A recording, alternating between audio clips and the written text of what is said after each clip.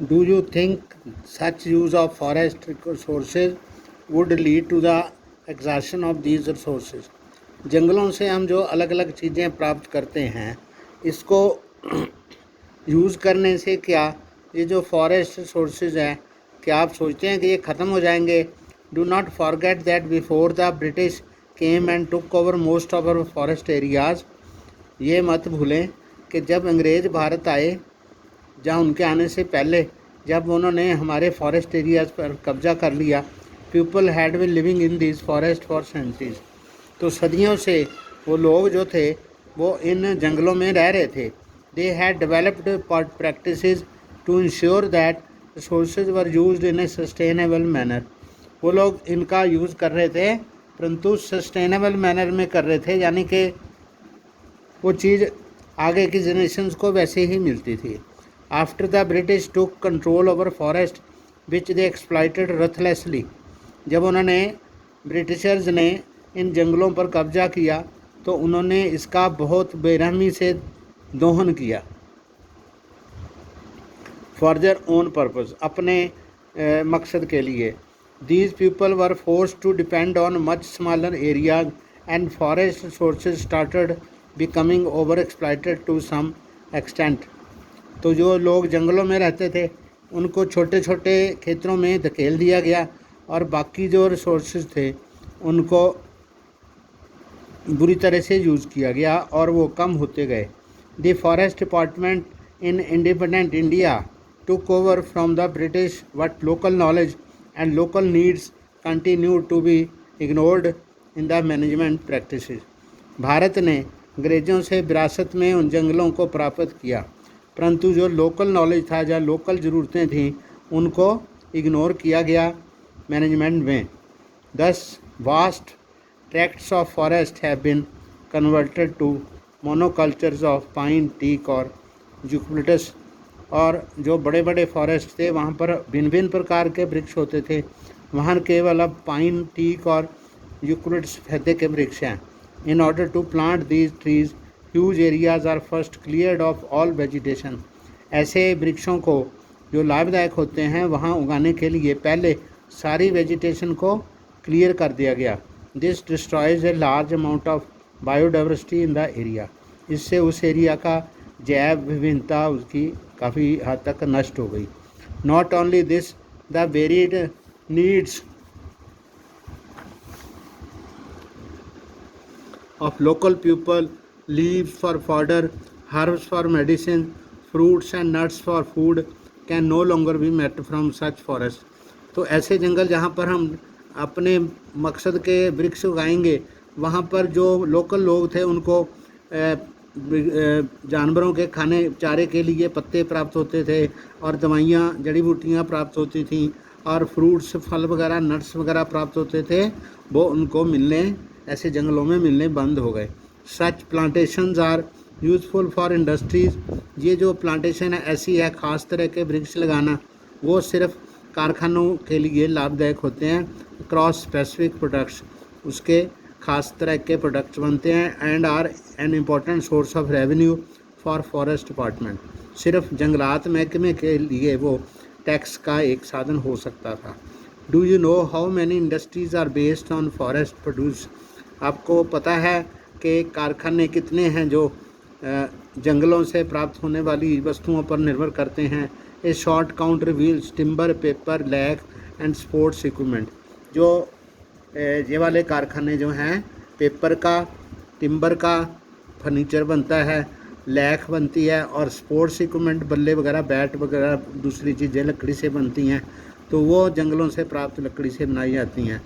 Activity 16.6 find out about any two forest produce that are basis of an industry. तो industry में जब जैसे अभी प्लाई बनती है या जंगलों से लकड़ी से बनने वाली चीज़ें बनती हैं। Discuss whether this industry is sustainable. अब आप सोचो कि ये जो इंडस्ट्रीज़ हैं आगे चलकर ऐसे चलती रहेंगी, वो जो उनको प्रोड्यूस जंगल से मिलता है उनको लगातार मिलता रहेगा, ऐसा संभव नहीं लगता। तो हमें फिर इसके लिए, इसकी कंजम्पशन को रोकने के लिए इस प्रोडक्ट को कंट्रोल करना पड़ेगा। Industries would consider the forest as merely a source of raw material for its factories. जो कारखाने वाले हैं जंगलों को सिर्फ अपना संसाधन मानते हैं कि यहाँ से सिर्फ हमें रॉ मटेरियल मिलता है। And huge interest groups lobby the government for access to these raw materials. और बहुत सारे ऐसे ग्रुप हैं, इंटरेस्ट ग्रुप्स हैं जो सरकार में उसकी प्रौढ़ता करते हैं कि ये मटेरियल हमें मिलते रहने चाहिए एट आर्टिफिशियली लो रेट्स, यानी कि बहुत सस्ते दामों पर ठेके पर मिलने चाहिए। Since these industries have a greater reach than the local people.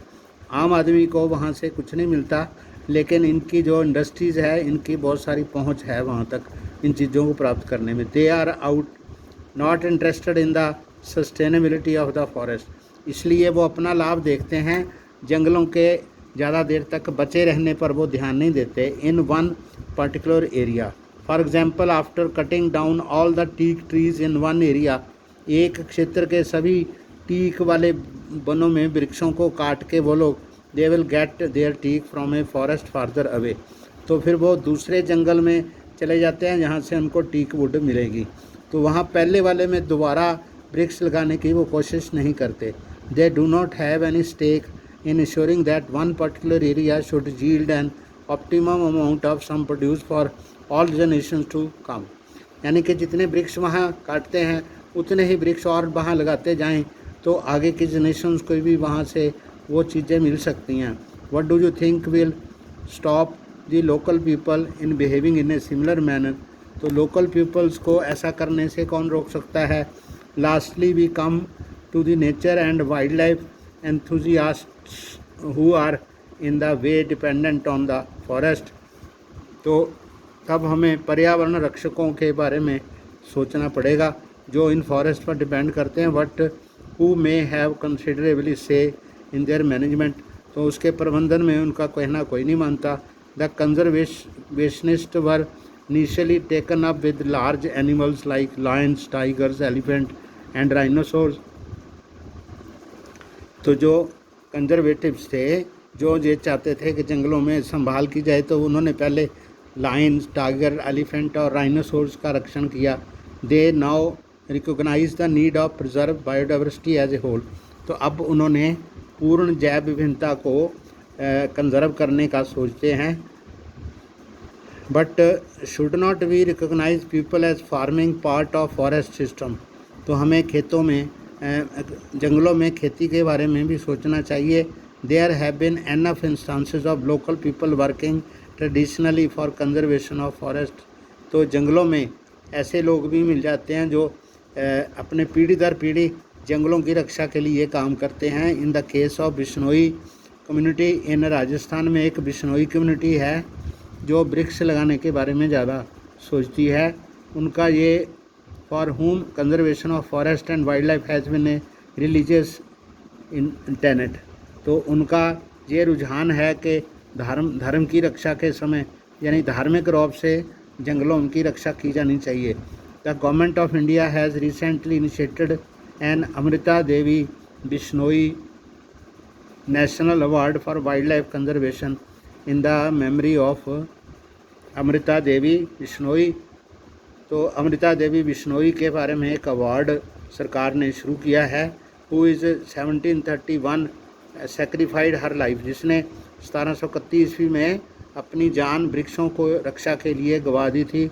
Along with 363 others for the protection of khejri trees in Khejarli village near Jodhpur in Rajasthan.